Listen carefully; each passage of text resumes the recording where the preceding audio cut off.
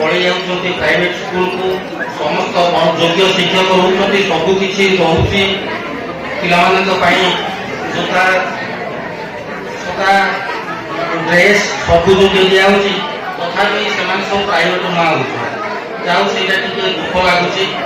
कारण मुझे जानी सरकारी स्कूल बहुत योग्य शिक्षक अच्छा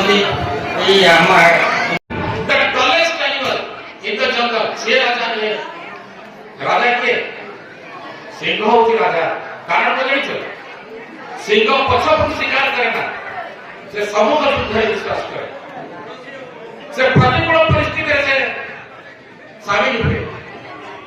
से खाद्य को सामना से स्वीकार करे से पछू बनाया जी पछू बनइबो से हारिबो निगत पास की जिबे अतीत के सब बड़े भूत गोटे भूत घोड़ा नहीं हम संग्राम कर आमको आगो जीवन पड़ो टीचर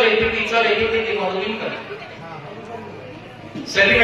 दरकार तीन जिन गोटे हूँ डिटर्मिनेशन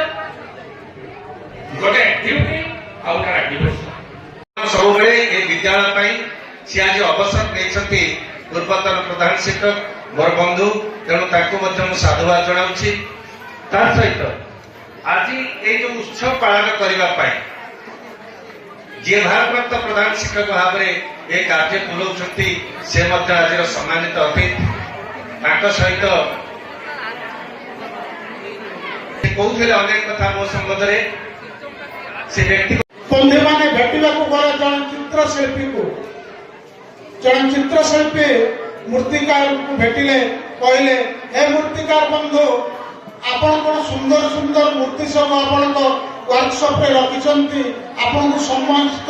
सम्मान जणाउछंती आपण बेस्ट चर्चित व्यक्तित्व कहले मु तो किछि जानि नाही मु से बारे किछि जानि नाही मु किछि करि नाही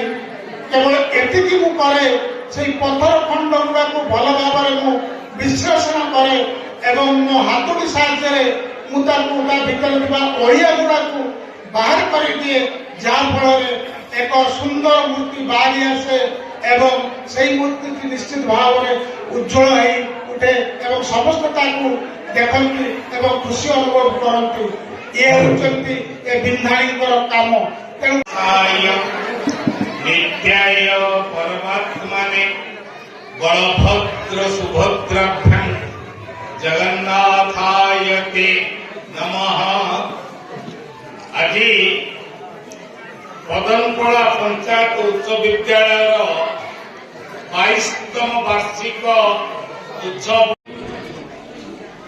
तो आमको चिंता करने पड़ो जो मैंने देवालय गठन करने अपेक्षा ये विद्यालय गठन करते निश्चित भाव किसी स्वर्ग को गले आदे घरे मंच उपरे अच्छा मंच तले अच्छा आम मंदिर को केवल हिंदू जातीय लोक जाती मस्जिद को केवल मुसलमान लोक जाती गिर्जा को केवल ख्रीष्टियान व्यक्तित्व लोक मैंने जाती कि विद्यालय को सबु जाति धर्म लोक मैंने आसती तेणु विद्यालय निश्चित मंदिर मस्जिद ठार जेहेतु वार्षिक उत्सव जो मैंने गठन 22 वर्ष तले 2004 मसीहा जुलाई 12 तारीख जो मैंने कदम सब साक्षी अच्छी मैंने कहला भाया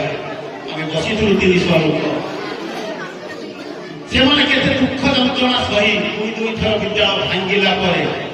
विद्यालय गठन है के आशा आशंका से थिला केते लोक कौन कहते कहीदे समय अतिक्रांत भितर पशुना आमे तांकु खोजिछु सेतेबेले से खाली समय नहीं सकाळ हेई पारे संध्या हेई पारे जेउ समय हेई पारे जेते कार्य व्यस्त थिले मध्य से आम पाखरे पहुंचती ये विद्यालय निकट ऋणी रहिब।